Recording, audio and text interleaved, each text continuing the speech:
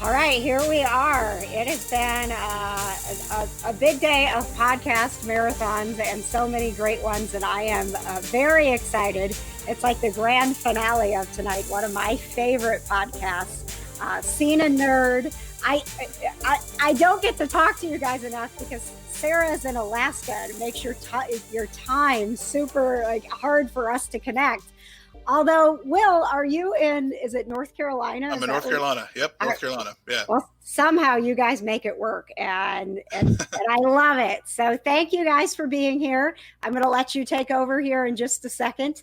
I am in my living room as this is virtual PopCon, and many of us are at home, and so grateful to PopCon that not only were they able to put this together, but it is a full convention. There is a vendor hall with amazing shopping that we'd love for you to check out. There is an international film festival that's going all weekend with absolutely amazing films. We have celebrity panels, fan panels. It is literally everything that you're used to seeing in a convention, and you're getting it all in your living room. So thank you very much for being here with us. Obviously, we would love to be with you in person, but one of the amazing things about the podcast marathon being virtual is that we were able to invite some really amazing talent from all over the world.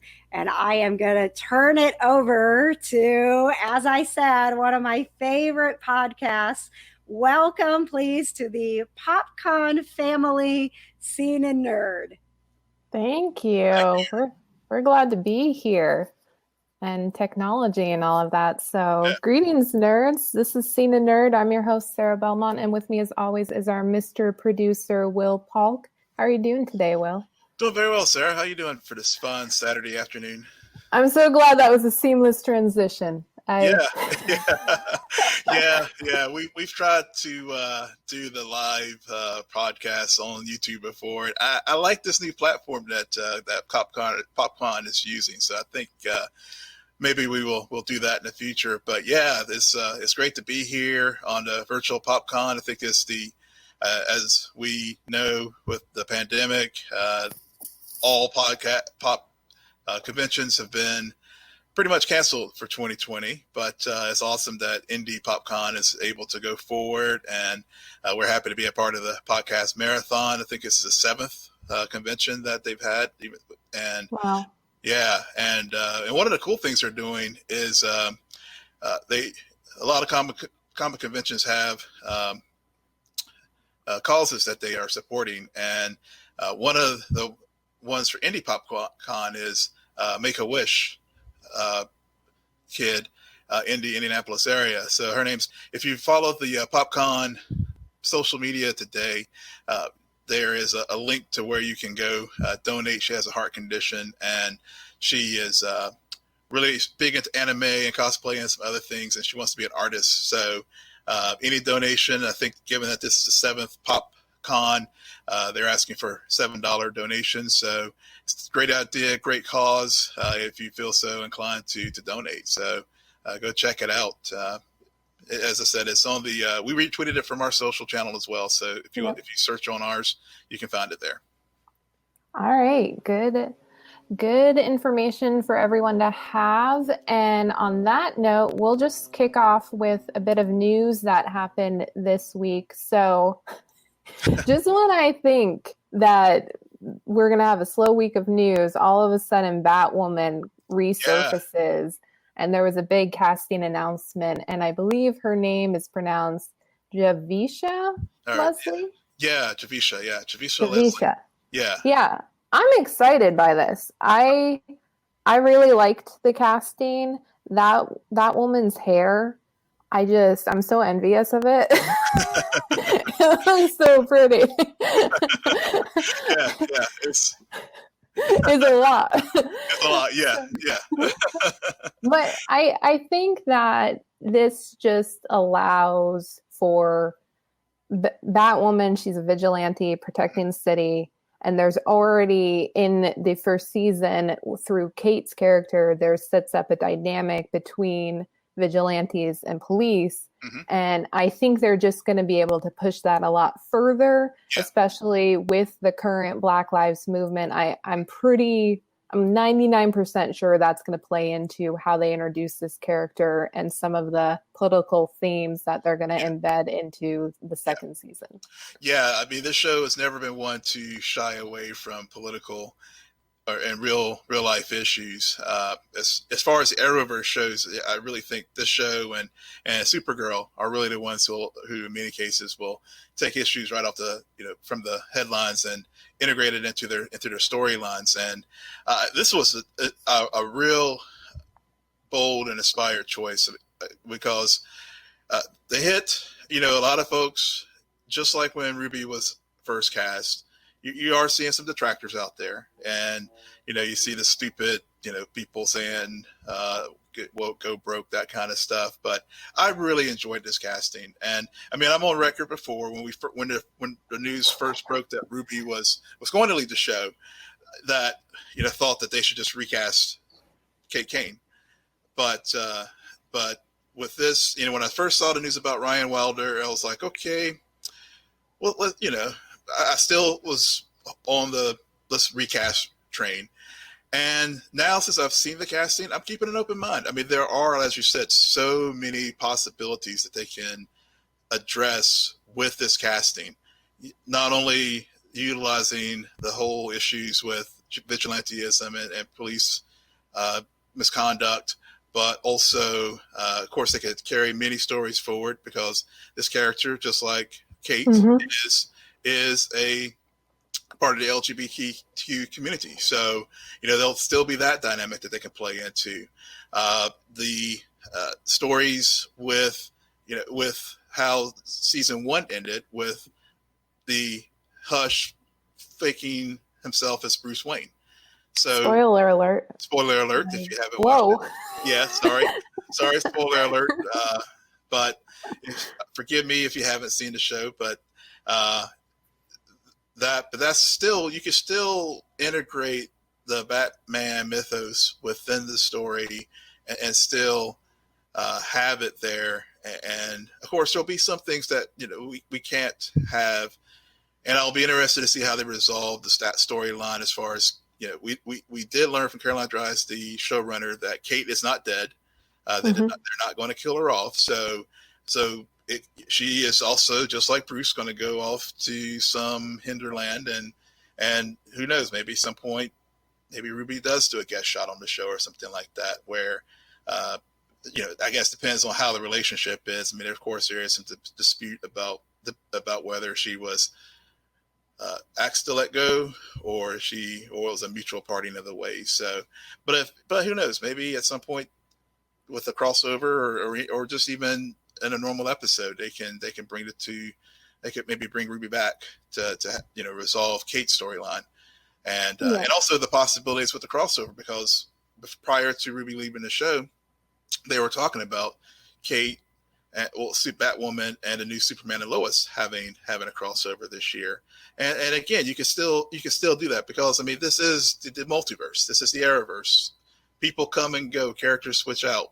We have doppelgangers, so anything is possible as far as the storylines, and I think they'll be able to integrate this new character into the story and into the larger Arrowverse with the crossovers and future storytelling.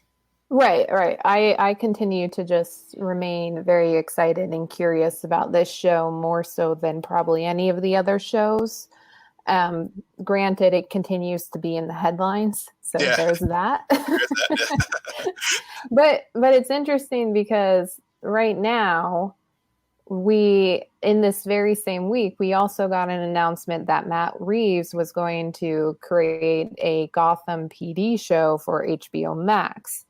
And another show, the Batman, is still in production. I think they might have resumed shooting. I think they're pretty close. sure. Yeah, I think they're close to restarting. Yes.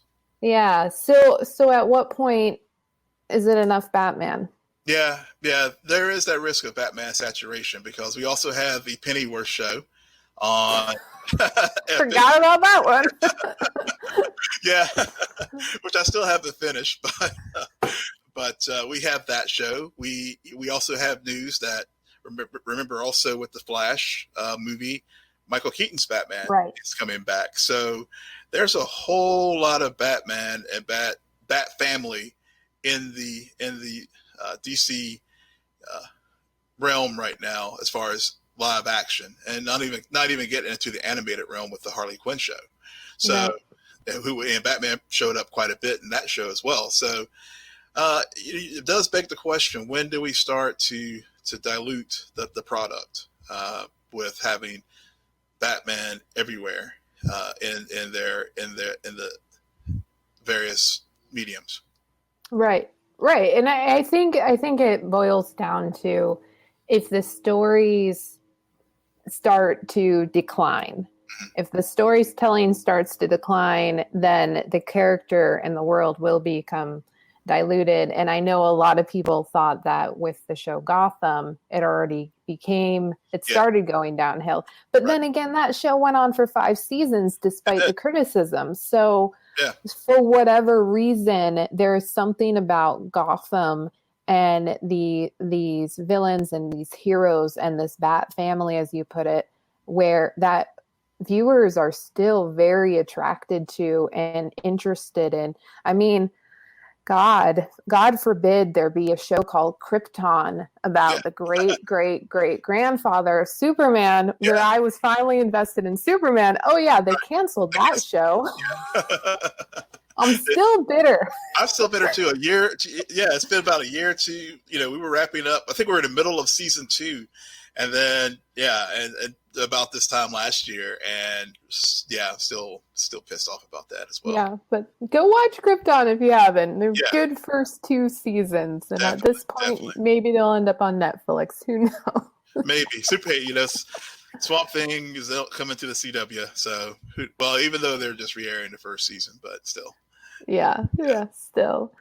And then we also got news, speaking about HBO, they canceled Run. I am not surprised. I'm just disappointed.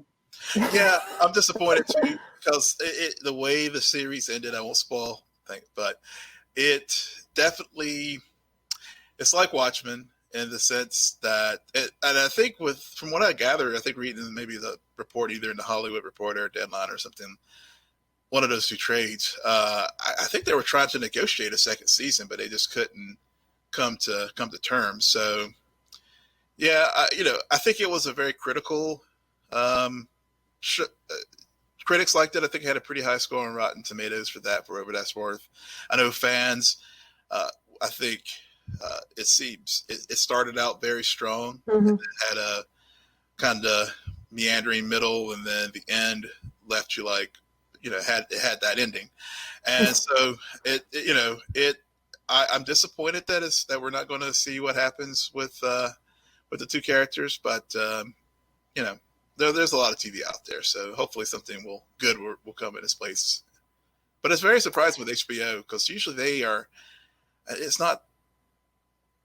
unusual, it seems, for them to not have a show go more than 1 season if it wasn't planned to be that way.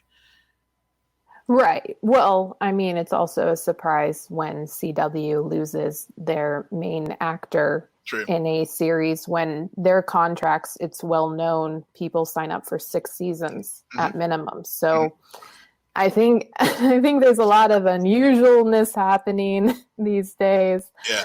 But speaking about more TV, The Crown was announced that initially it was announced that the 5th season would be the final season, but the showrunner has changed his mind. Yeah. And now they're set to go for a 6th season. Yeah. I love The Crown. I'm good. Yeah, I'm happy about this news too. I saw that. Unfortunately, from what I gather, they're not going to come up to present day, and I wish they would, because there's just so much royal family drama today, that we could just mine. But it is getting, I think, from what I gathered, they're just expanding the story in the 5th season and be able to get more in depth with some of the items the topics that they were going to cover during the 5th season. And I know they had just recently cast a new Queen Elizabeth. I saw where they just recently cast a new Princess Margaret. So I don't know, have they cast a new Princess. I don't think so. Yeah, I don't know if a new Philip's been cast yet, but yeah, this is definitely a great show. So when I saw the showrunner change his mind, I was like, okay, I'm good with that. Yeah, and I don't want it to go to present day because my dream is for this series to end in a perfect symmetry with the movie about the Queens. Yeah, true. If it can do that, because I remember, for whatever reason, I remember the opening of that movie. It's when they get the call about the car accident and Princess Diana dying. And that kicks off that whole movie. And so if there's a way for them to end it going to bed that night, but maybe that was the original plan, and that's why they had to cut it off at season 5. And then they thought, well, we can probably make another season out of all of that fallout and have our own twist on it.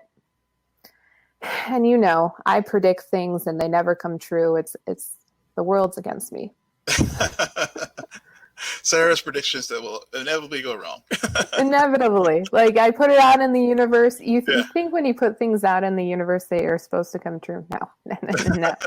Me, then it's from that point forward not going to happen, right.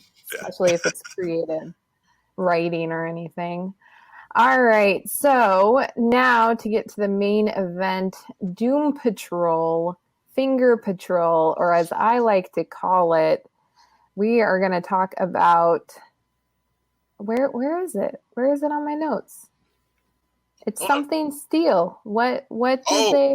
Stone and Steel and Steel. Steel and Stone. Stone and Steel. Yeah. Steel, okay. The ultimate, yeah. Steel and Stone, the ultimate buddy cop drama that we all wanted. Yes, we need a spinoff now.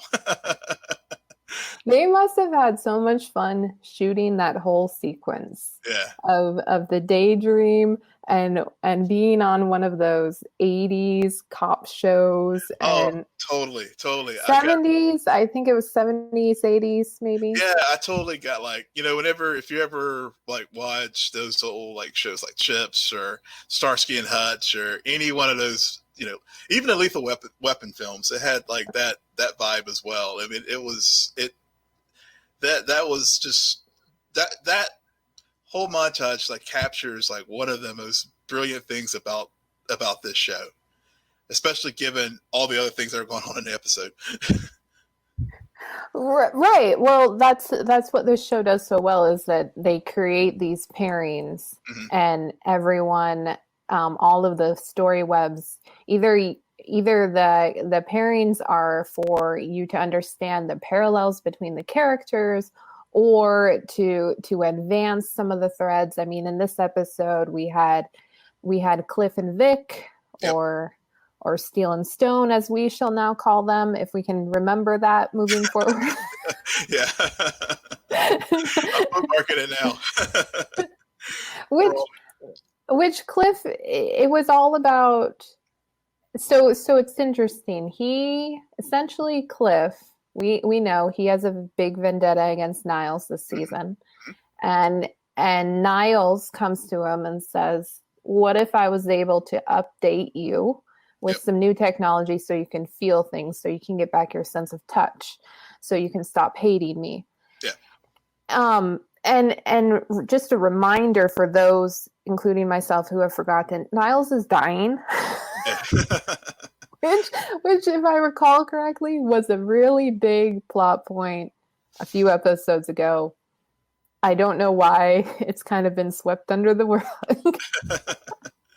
Well, it hasn't been exactly swept under the rug. I mean, it's there, but thankfully, unlike some other shows, they just don't belabor the point, given that they only have 9. Originally, it was supposed to be 10 episodes to film this second season. So, right. They don't have a ticking timer. Just follow Niles around and say tick tick tick tick. Tick. He has day whatever of however many left. So what are your thoughts on everything that Vic and Cliff do in this episode? So with their pairing, it's it's always fun to see the two robots together. The robot doing the robot, thinking about last week's episode where Vic walked by Cliff whenever he was high on X. But we talked earlier on the earlier podcast about the pairings of the team, and this pairing for some reason just really works well, and especially given how both of them, how they became their cybernetic beings, are really two different stories. So, with Vic, it was the lab explosion and everything, and Silas Stone rebuilding him to better his son and to allow his son to live. Niall's motivation was basically finding Cliff, and again, his motivation was in building and killing and doing taking Cliff's brain was to basically find a way to help make himself live. As far as Niall, so now that we've learned that because of the deal he made at the beginning of the season, his immortality he's dying now. So it's really to see the two of them, their motivations are for and how they became into being. It's always good to see them paired up, especially whenever I think about the scene when they go to Detroit after Vic and Cliff have the conversation about touch and Vic and Cliff wanting to know, do you feel things? And of course he's like, oh yeah, my father programmed the tactile sensations, during my first surgery. And so they go to Detroit and then they do encounter Silas, and they're walking through the park and to discuss his, they bring it up to Silas. Hey, can you rebuild me? And provide some enhancements.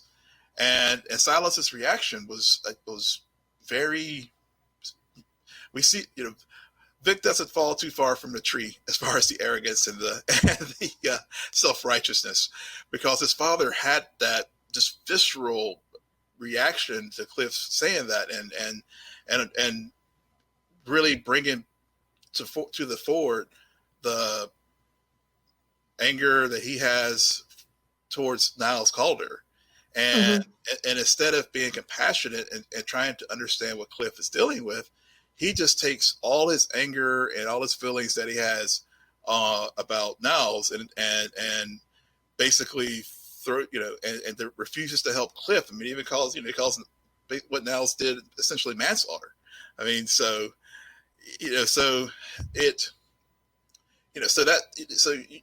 do need to pair those two individuals off for both of their stories to work. And then with Cliff and the car, I'd like to hear what your thoughts are as far as not only what we learned about Vic, but also Cliff's unexpected moment of I don't fill in the blank from Cliff that I didn't expect to see. Well, it was interesting because I think that he exhibited a lot of what we see in Rita. This desire, well, I'm stuck. This is who I am now. There's no changing that. What can I do to better myself? And so I'm going to be a hero. And it was a really good setup for it, because they're in the car and Vic is trying to sympathize, especially after what his father said, with Cliff. And so he takes him out on a patrol for some weird reason. Yeah. And then at the end he just so happens to witness a car being stolen, and he interrupts it and steals a finger. Yeah. He steals himself a finger for a person.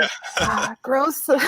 Yeah, that was a very, that moment was very disquieting.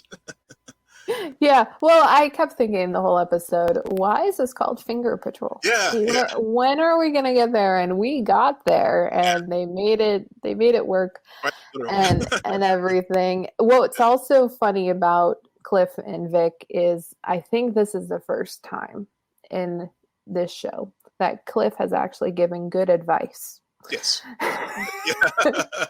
As he explains to Vic what you have to do to get Ronnie back. And essentially all it is basically, I'm sorry I screwed up.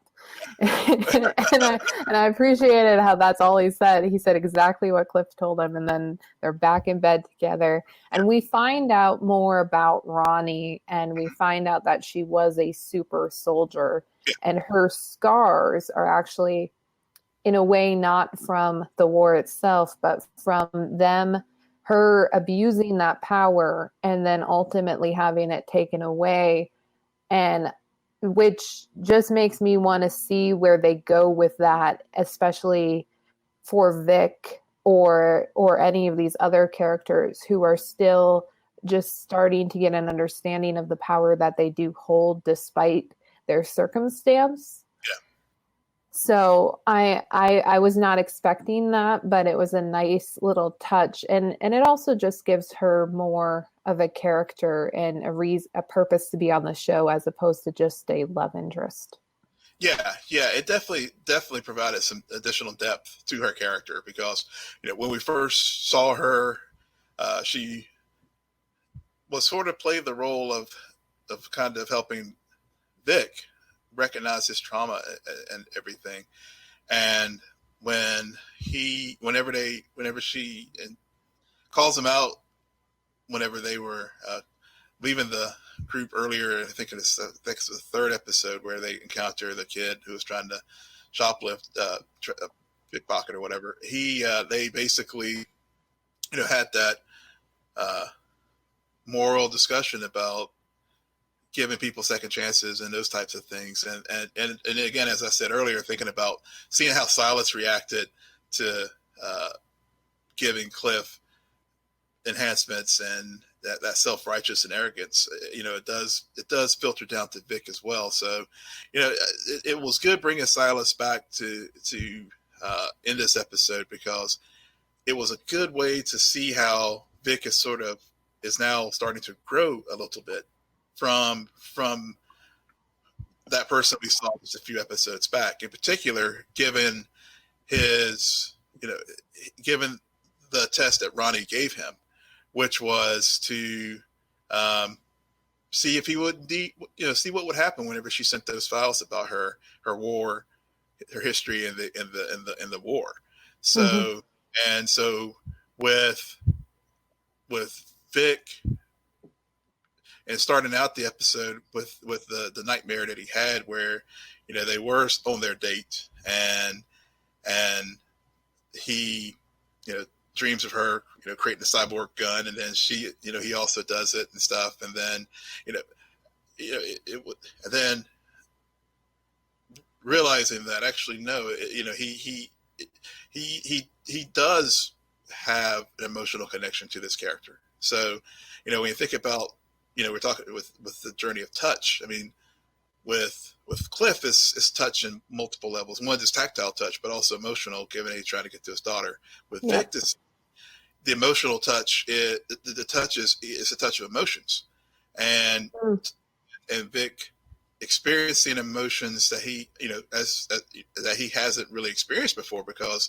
Ronnie is the first person that he's been with since he has become cyborg. And that was a funny little joke in the story where they were taking bets whether or not he was fully. I'm pretty sure Cliff was betting against himself, but anyway, probably was. But but again, I think it was just a good way that they utilized this to have Vic, deal with his emotions and really show that growth of the character beyond just what we've been dealing with, what we've seen before. Yep. And also, speaking about characters confronting new emotions and also some setups, let's talk about Rita and Larry. They go and to clear out his dead son's house, which is kind of used as a bonding time with his son that is still alive. There's a lot of sons. There's some grandsons. There's some great grandchildren running around. And there's Rita, who for some reason they gave her a flask and she just started drinking. Yeah. And then she just started running her mouth Yeah. about her mom who's been dead for ages. Yeah. To this kid. This random kid. And initially it feels safe. It feels that the intent is for Larry to actually get time with his son and to set aside some ghosts. We also learn a surprising fact of how his wife really led the conspiracy theory in that family that he was still alive, along with his eldest son. But, nothing on the show can remain sweet and happy forever. So we find out that really it was all of a setup for Larry to go back to the agency, back to the farm, right? That's what they call it? The farm? Yeah, the farm. Yep. Go ahead. Yeah. So it was a setup for the farm, and thinking about I love how this series builds on the threads that they start, the little lines that they throw out there, because at the end of last week's episode, Vic and Larry are in the kitchen. Larry's, of course, deep in thought, and there was, Larry talks to Vic about, I'm surprised you came back to the house, and after going to Detroit, and purpose of Vic's visit to Detroit was to help him to heal, and then they say, well, I had to leave this place in order to heal, and then of course we have that line as well with Larry thinking, well, he now is leaving the house to hopefully heal. But in the process of doing so, he ends up actually creating more trauma for not only himself, but again, to his family, which again, that has been the through line for Larry since we were first introduced to him. Is just, he recognizes that he was a selfish bastard as far as, not being honest with himself and not being honest with his family about his affair and about himself being gay. Right. And they have this moment of honesty in this episode, and he shares that with Paul, his other son. But I really thought I thought back to the last episode where, of course, again, he's now in was it Greensboro, and hoping to go there to get some peace and to really start to heal and bring his family together. And now that happened with the DOD and the Bureau of Normalcy. So it's just like, poor Larry. The guy just can't get a break. Right. Well, and in my opinion, he hasn't really done that much. And so it sort of came out of the blue. Yeah. I mean, I understand kids are impressionable. I don't have kids. So I'm going to say this. How much damage could he have done? He was only around for a limited period of these kids' lives. Yeah. They have so much hate. But then I guess it wasn't really about him, but his absence and what that did to that family and those kids and their mom and the relationships, especially when you have one son so obsessed with the conspiracy of it. And then the other goes into the military and is constantly in this shadow of his father. So it's interesting how, in a way, I think there was sincerity with the son trying to, like, when he first hugs his father, I think that was a sincere moment. Yeah. But even though you want to forgive, you can't really forget it. And that's where the turn comes in, and the ultimate kind of, Larry, you're just a curse for your own family, because Larry's able to get away, and Rita protects the grandchildren that she's bonded with so much, clearly. Yeah. leaving the, I don't know how you would call this, his grandson, Larry's grandson, to get caught in the fray. And is he dead? He was bleeding, he got shot, but we don't know for sure if he passed, right? Right. He was not looking in good shape when he whenever Negative Man whisked Larry and Rita away. But so it escalated quickly. That's all I can say. That it definitely escalated quickly, and I think the whole arc with Larry and dealing with his family, I should have known better that it was going to end well. I had this weird, I predicted wrong in my thinking that they actually may give Larry some kind of peace, but I forgot that this is Doom Patrol, so nobody can ever get like that. I don't think you forgot it's Doom Patrol. I think it's just a testament to the writing, that the writing, you get so engaged that yes, you're still trying to predict and think about it, but you're also still present in the moment where you can't see all of the different ways this can go.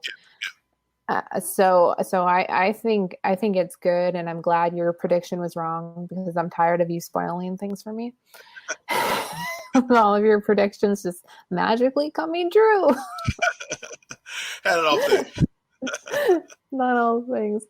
But I also think that this season Larry has been a surprise, where for whatever reason I didn't think we were going to go down this path with him, and I'm glad we are, and I'm glad that they were able to bring Rita up again in this.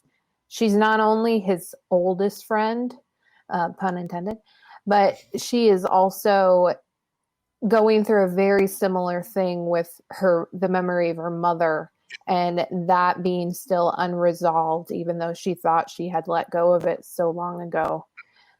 So, all right. So we do have about 20 more minutes left, and we have yet to talk about the most critical pairing in this episode and talk about escalation. Yeah. Before we jump to that, and I'm glad you say that one to the last, but as far as Rita this week, because I don't want to gloss over her role in this story, especially given what we learned about her last week as far as what was causing her to have this mental block as far as using her powers. Mm-hmm. And then I felt, again, just the writing on the show, just how they, like you were saying earlier, really brings you into these characters, and how she was like at the hardware store in the garden section trying to get an audition. I mean, and to have something that's her own. I mean, mm-hmm. So what we learned about that, and as you noted, whenever she had the flash talking to Larry's great grandson, and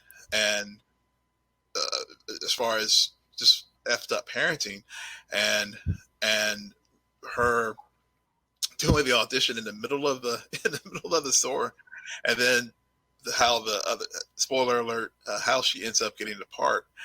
I'm glad they closed that loop from the story from last week to this week, where she has that. But now, of course, when it moves forward, what's going to happen whenever she actually goes to the community theater and starts rehearsing? Because there's something's going to have to happen. Of course, Will leaves this episode thinking, what's going to happen with Rita in this performance? Exactly. Meanwhile, I'm just dead set on what is going on with Jane. The underground went into attack. Dorothy's the villain of this season. Dorothy makes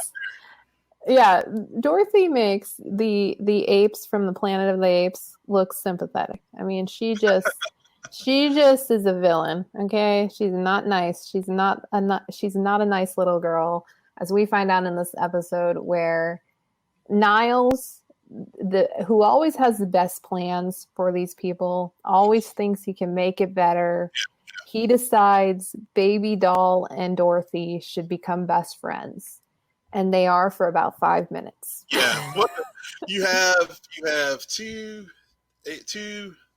someone who's 103 quarters, and you have Baby Doll who is like pressed down in the underground and who has even greater powers than we'd ever imagined. What could possibly go wrong with having these two unsupervised? Yes. Where was the babysitter? It's one thing to set up a play date, Niles, but you actually have to monitor it. Monitor. I mean, it's apparent. You don't just let two monitors go off and do their own thing.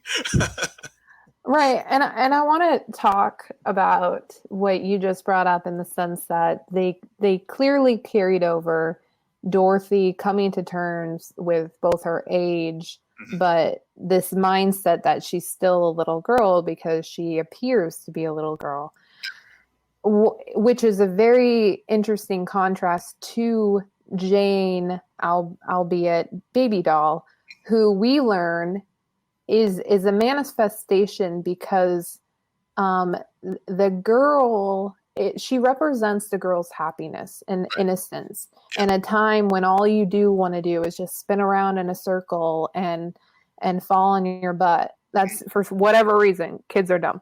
That's what you do. Yeah. And it's interesting because in a way, I also think that despite all of Dorothy's imaginary friends, she doesn't have a baby doll. She doesn't have someone where she hasn't, she's in this weird place of where she's been being treated as a child. She's clearly older than a child, but she also doesn't have life experience. So she doesn't know how to be an adult. Everything's new. So she still has this innocence, but she's missing that joy.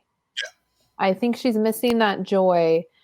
And I like how they brought it up, which just sealed the fate moving forward. Granted, we don't really know what happened in the last 5 minutes. Yeah. Spoiler alert. I don't think we may have seen the last particularly one of the members of the underground, because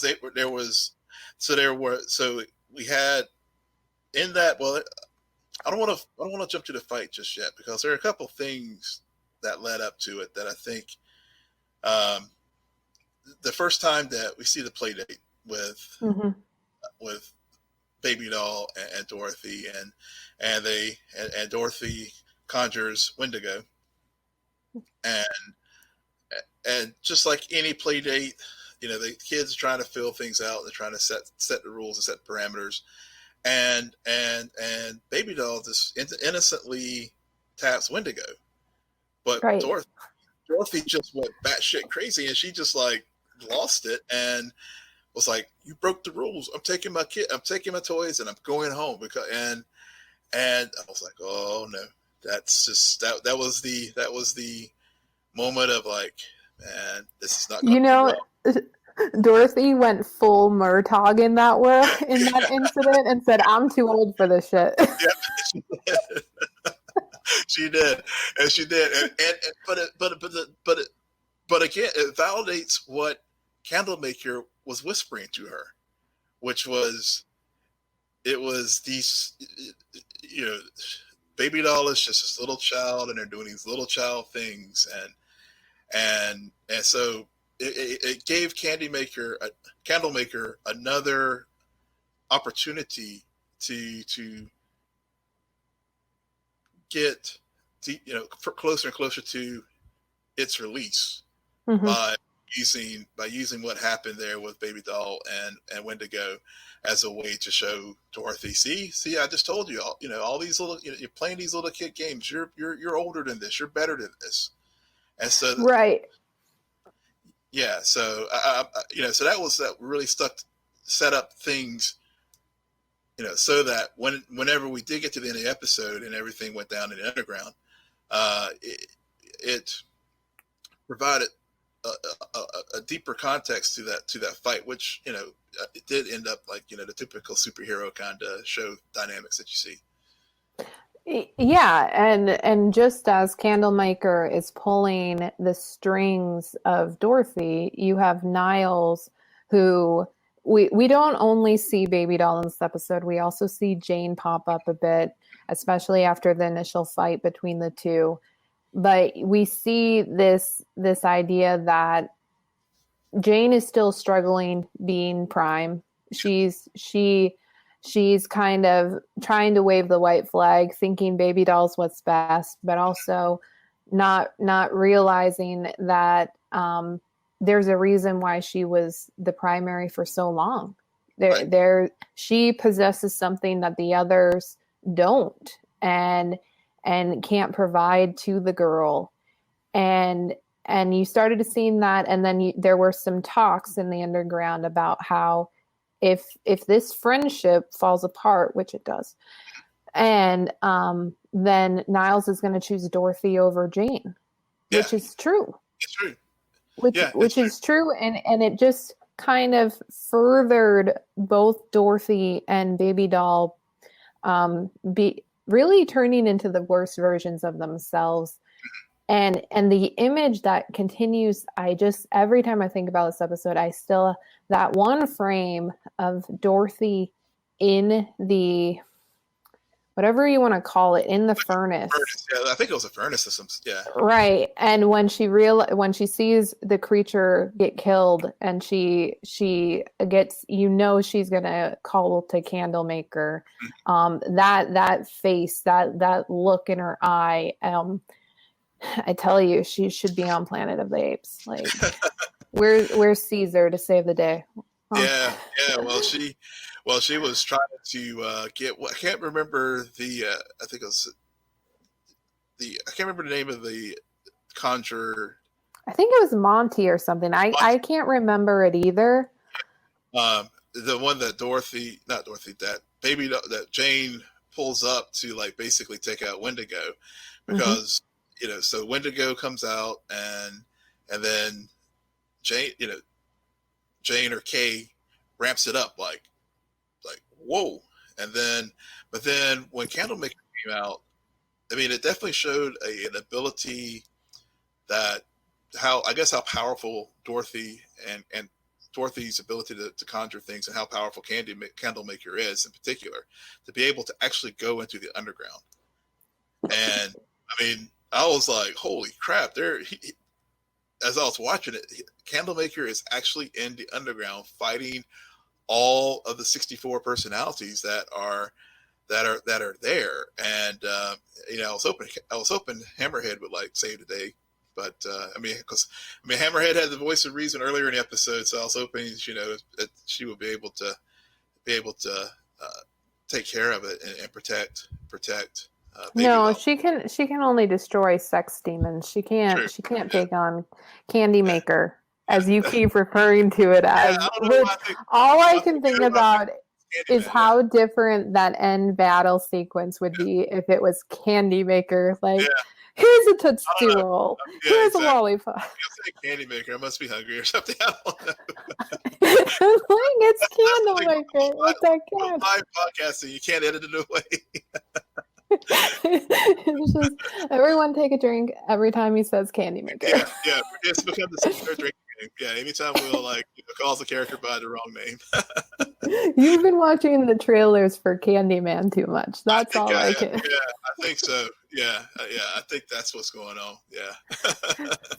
And initially, I was caught off guard about how he appears in the underground, and then I was thinking about first season when we have the whole episode where Cliff is in the underground. So I said, okay, the writers have already broken that rule, so other people can go into the underground, and that's a thing. I also thought it was very good that the wish was clearly to destroy Baby Doll. Yeah. And so even though he could have wiped out a lot of those personalities, he focused in on her, and everyone else really got injured. So there is something that, as dangerous as this wish is, he is limited to only executing exactly what that is. Right, and that's consistent with the stories from the comic book, because Dorothy had 3 wishes from Candlemaker, and one of those wishes was to take out a bully that she had. So I think, so I think with this, the TV show just basically adapted the story, and instead of it being the person that was bullying Dorothy, now was going to be a baby doll. So, but so I began to think, I'm like, okay, now, so I'll start to think back with what we've seen so far this season as far as wishes, because I know there was the very first wish at the very beginning of the season with when she was in the circus. So I don't know if that's going to be one that counts as well, or we're going to see something else happen between now and the future. So what we're saying is we need to have the Stone and Steele promotion run at least one episode. We need to have a running timer follow Niles around, so we know exactly how much longer he has to live. Yeah, we do need to. And then we also need a wish counter for Dorothy. Got it. All right. I mean, they're easy requests. Very easy requests. It's easier to get a better for Twitter. Any other final notes about Doom Patrol this week?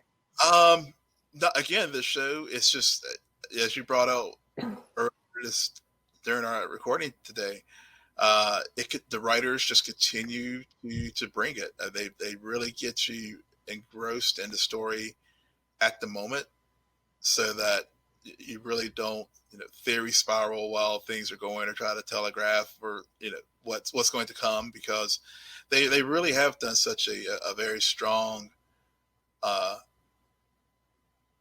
way of building arcs and building stories this season. So I it's definitely one of those things.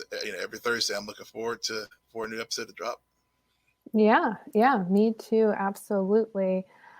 So for those of you who are unaware about Scene and Nerd, Will and I, we talk once a week about our current TV shows that we're obsessed with, that we've seen.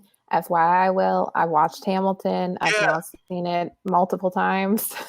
I worked out to it this morning. Oh, wow. See, it's so funny, because like earlier this week, whenever so our last show, I watched Hamilton the last weekend for the holiday, and I've been so excited because I never watched it before. But Sarah, I think you said you had the soundtrack and stuff. She was familiar with the story, so she watches it. I get a DM from her. Oh, I sped through it.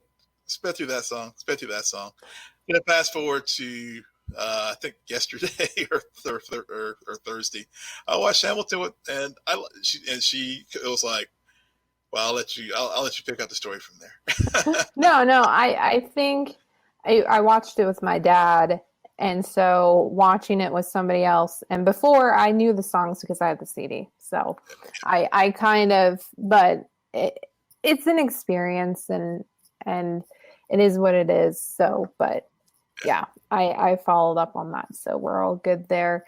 And right now we're just following Doom Patrol, waiting for other shows we love to get canceled, because they always do. Yeah. So I have a feeling we'll have Doom Patrol at least season 3. Yes. Yeah. It's too good. It's too good for them to cancel. Granted, I thought the same thing about Krypton. Still bitter. Yeah, me too. But but we're also tracking DC Stargirl right now. That's another DC show, and of course we're waiting, just like everyone else, for Umbrella Academy and The Boys to come out. So not Umbrella Academy. Oh, really? Okay. But actually, you know what? Did we even finish Umbrella Academy? We have to do this post show. Yeah, Will, I'm going to sign us out. Why don't you tell our listeners where they can find you? You can find me on Twitter at Will M Polk, WILLMPOLK. But I am looking forward to The Boys season. And you can find me at Twitter at SJ Belmont. And we're all looking forward to The Boys. I just have an issue with Umbrella Academy. That was all. Thank you guys so much for joining us. This is the first time, I listen to you all the time. This is the first time I've got to, watch you do your podcast. So it's been really fun having you a part of Virtual PopCon. And we appreciate, you gave a shout out in the beginning about our efforts with Make-A-Wish. Minnie, our Make-A-Wish kid, is actually joining and going to co-host a panel tomorrow. She's a big fan of Call of Duty, and Chad Michael Collins is going to be at Virtual PopCon tomorrow. So she's going to get to sort of have that amazing fan experience. Awesome. So thank you guys very much. This shirt, by the way, is, if you get this shirt, a portion of the proceeds go to support Minnie's Wish as well. So you can donate $7 in honor of PopCon's 7th anniversary, or you can get the t-shirt that said, "I was here the year that we weren't actually together." That we weren't here. But hey, Sarah, I was always joking about getting Sarah to a Comic-Con. So thank you, KJ. We have accomplished that. We have attended our first Comic-Con together.